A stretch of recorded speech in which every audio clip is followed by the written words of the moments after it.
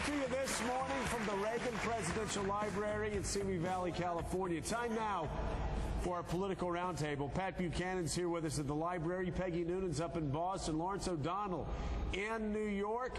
And Joe Wilson has just completely, he's come out of nowhere. He's raised over $1 million over the last 4 or 5 days, Pat Buchanan. Right. And he's become a verb. Yeah. I was just Joe Wilson. You were. You lied. Right? I was just Joe Wilson. So anyway, I have Democrats that are now, my Democratic friends are now emailing me saying, this was all a right-wing plot to overshadow the president's speech. But, in effect, Joe Wilson really has become such a big part of this story, Pat. He has. I mean, what he did, really, you don't do that at a quasi-State of the Union with the President of the United States calling him a liar from the floor of the House. Everybody was embarrassed.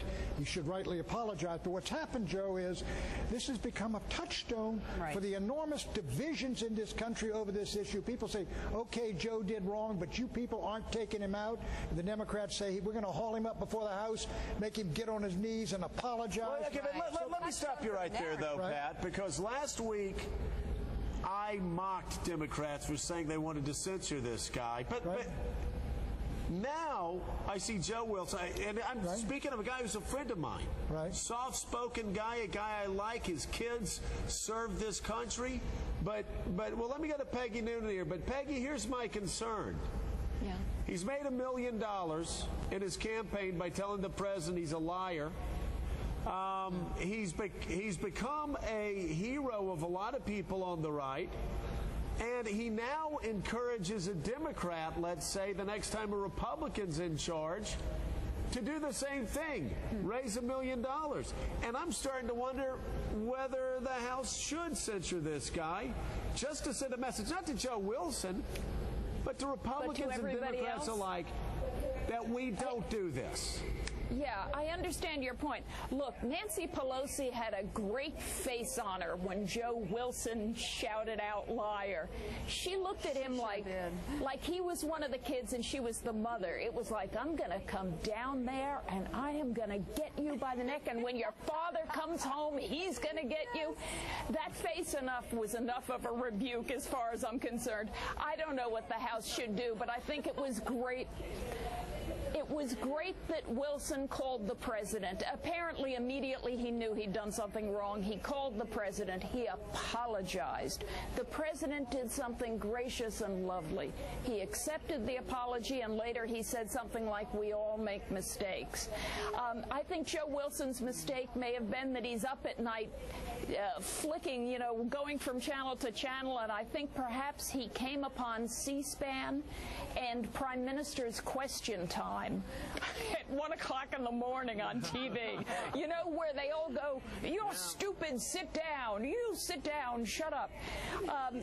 That's not how America does it. We don't do Prime Minister's Question Time. He was very rude. He was out of line. He said he was sorry. Well, but Lawrence O'Donnell, though, yesterday morning he said he wasn't going to say he was sorry again. He was done saying he was sorry. Put this in perspective. You didn't think the president's speech on Wednesday night would have any effect on the health care debate. Do you think Joe Wilson will have any effect on the health care debate?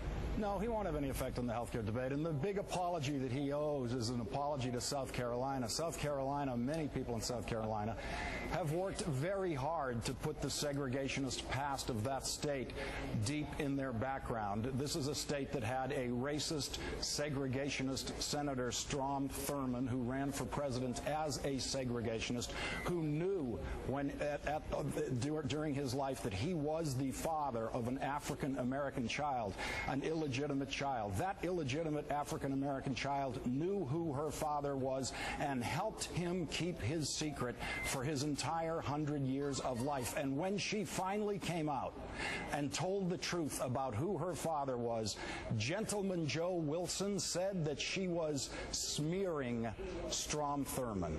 Gentleman Joe Wilson has done much to make the segregationist and racist history of South Carolina jump right back into our present consciousness, and he owes the country and especially South Carolina an apology for that.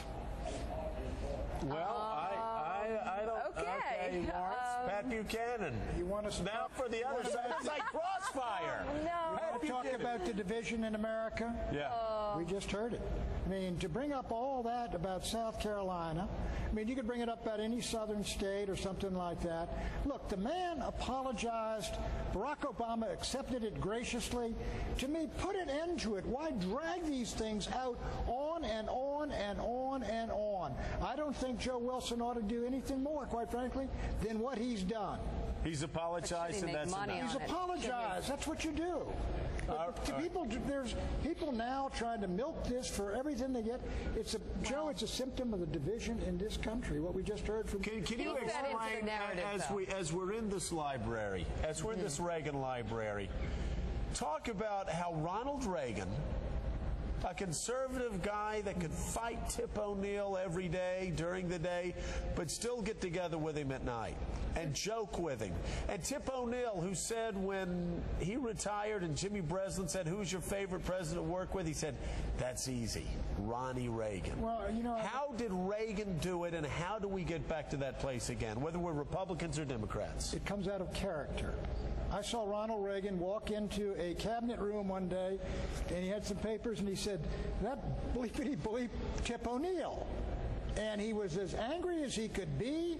And then, but with Reagan, every time I saw him angry, about 15 minutes later, the sun would come out, and he would start telling stories. He was an Irishman who had the old eye. It was like the storm, one of those summer storms that all of a sudden comes over you, and then it passes and the sun is shining. It is a reflection of the character of the man. He would not drive someone to the wall and make him apologize 5 times if the fellow said, "Look, I made a mistake, Mr. President, I'm sorry." Right. He'd say, "Let it go." No doubt, we all do that stuff.